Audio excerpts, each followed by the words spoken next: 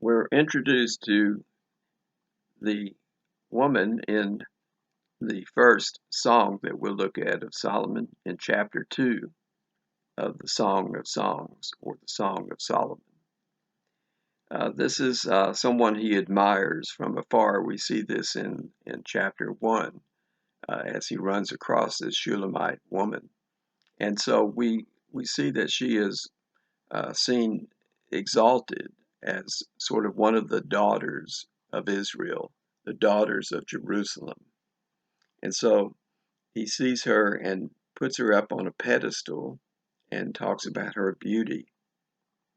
And then they have a conversation trying to woo one another, in a sense, trying to show the best of each other like young lovers often do. And so we begin in verse 1 of chapter 2 saying, she says, I am the rose of Sharon, the lily of the valleys, a lily among the thorns in verse 2. And so is my darling among the maidens. So we see here right away that we can see this allusion that we see later in calling Jesus the rose of Sharon, the red rose symbolizing his blood, the blood of Christ. And beneath the rose, the beautiful rose, there's always a thorn of crowns. And this we see in Jesus also, as he has to wear that for his crucifixion.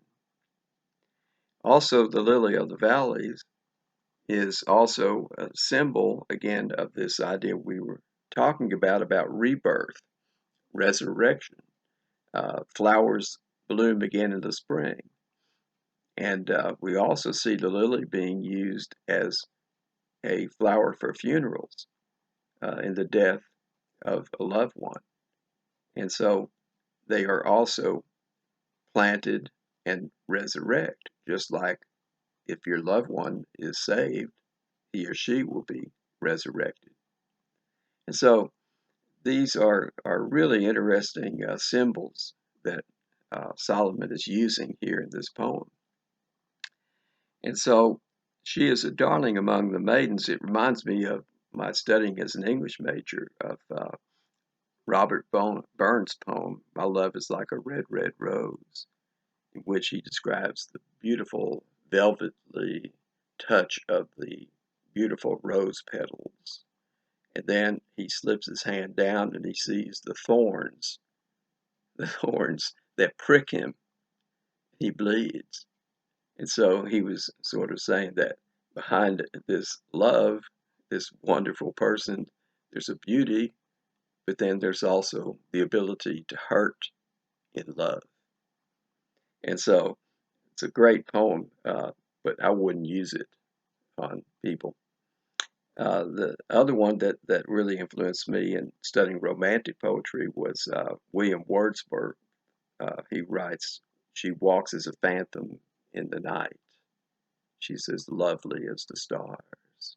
And he goes into this lilting language trying to give her this beauty of the language to seduce her. And so we continue in verse 3, and she's described like an apple tree among the trees of the forest. Okay, well, apple trees or fig trees ought to give you a remembrance of what happens in Genesis with the Garden of Eden. And so my beloved is there among the young men. Okay, so again, this is why I think that Solomon is reflecting about his youth. He's reflecting about that because he's now become elderly and thinking about his youth being spent in the wrong ways, looking for love in all the wrong places. So in his shade, I took great delight and I sat down. There's a comforting kind of sheltering that one has when one loves the other. And his fruit was so sweet to my taste. Okay. Now here, this is where Solomon gets attacked for being this sensationalist, emphasizing what what the Greeks called eros, or the five senses. You see these all through his poetry. But again, he's exalting this, I think, and we ought to exalt those things as creations from God. It's a spiritual aspect of God creating us as special creatures in a natural way. He has brought me to his banquet hall in verse 4, and his banner is over me, and that is love. But again, C.S. Lewis always taught me that there are many types of love that we believe in. Most people fall to the lowest level of eros, or sensational love. Philia is friendship love. Uh, Sorga is a caring for nature, caring for animals. But then there's the higher love, or what C.S. Lewis calls a unifying love, a harmony of love, of all these loves that are built in one gestalt, where the whole is greater than the sum of its parts. And that's what he calls agape love, or spiritual love, the unconditional love of God that has created all these types of love. And so we see he goes on in verse 5 to say, she says, sustain me with raisin cakes, refresh me with apples, because I am love sick. Well, every teenage adolescent feels this love sickness. Uh, and in a sense, we were all made to feel that way. If we don't have a relationship with the other, we feel sick. Uh, Adam and Eve, and God saw it was not good for Adam to be alone. And so God created all these desires in us for the other, the senses in us, and they're okay. They're natural creations from God, but they have to be controlled by the discipline of your spirit. And that's the important part. In verse 6, he said, let his left hand be under my head and his right hand embrace me. It's amazing to see how physical the Bible can be. Love, then, means what? Supporting the other person, embracing the other person. It means support for the other. And there's nothing wrong with that, except we also need spiritual support, just like Christ supports us. So in verse 7, he says, I adjure you, O daughters of Jerusalem, by the gazelles or by the hinds of the field. These are deer images of fawns, and they're graceful, they're gentle creatures. That you do not arouse or awaken my love until she pleases. Okay? So, he repeats this refrain over and over during the Song of Solomon. And that's a really good point. There's a time for all these things to happen. It's ordained by God to happen. God has already chosen your mate. There's a time for true love in which you are going to what? Understand that you're pleasing God above all things. And so, listen in verse 8, my beloved. Behold, he's coming. Have you heard that before in the Bible? He is coming. We see it in Malachi. We see it in Revelation, at the end of Revelation. This is a messianic declaration for Christ's coming. He's climbing on the mountains. He's sure-footed. He's secure. He's leaping on the hills. He has a spiritual uplifting. He's like this dancing deer. My beloved, in verse 9, is like a gazelle, a young stag. Behold, he's standing behind our wall. He's looking through the windows. He's peering through the lattice. Well, I got news for you. God is always watching you. And so you better behave yourself. 10, verse 10. My beloved responded and said to me, Arise, my darling, my beautiful one. Arise. Heard that before in the Bible. How about Lazarus? Come forth. Arise, Lazarus. It's a resurrection command. Come along. In verse 11, behold, the winter is past. Here's that spring resurrection imagery coming again. The rain's over and gone. The flowers have already appeared in the land. The time has arrived for the pruning of the vines.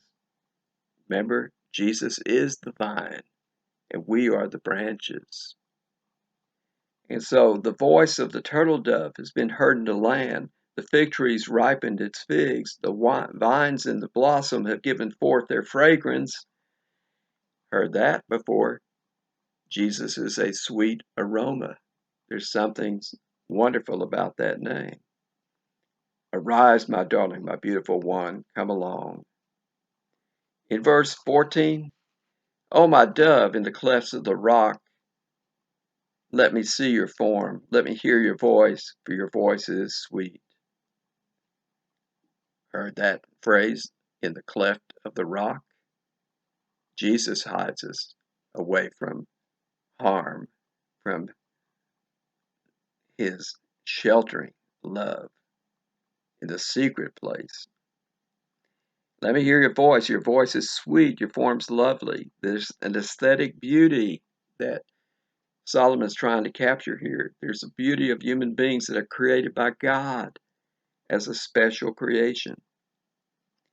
And then this verse 15 was really a difficult one to understand. Catch the foxes for us, the little foxes that are running in the vineyards while our vineyards are in blossom. Well, there's a couple of meanings to this. One, that if you're in love, you have to be careful about other people that are flirting with you. And so, foxy people will flirt with you. But there's also this deeper sense of, if you're in love, you also have a partner that will face any destruction or danger toward your love with you. And so there's a bonding there that's happening in their blossoming together. And so in verse 16 and 17, he concludes chapter 2 by saying, My beloved is mine, and I am his. There's a true, then, relationship that has to be bonded with God, man, and woman. And so that's why in the wedding ceremonies they have to say, let no person place these people asunder. You can't break that bond. He pastures his flock among the lilies. And again, that shepherd imagery is all through this poem because of Jesus, again, being the great shepherd. Jesus is going to be the Lord being your shepherd. Until the cool of the day when the shadows flee away. So again, what we've been talking about is this idea of love can fade away if it's just sensual, but it can become deeper, a more romantic, spiritual love. So turn, my beloved, be like a gazelle or a young stag in the mountains of Bether. So all of us need to regain this romantic, spiritual love.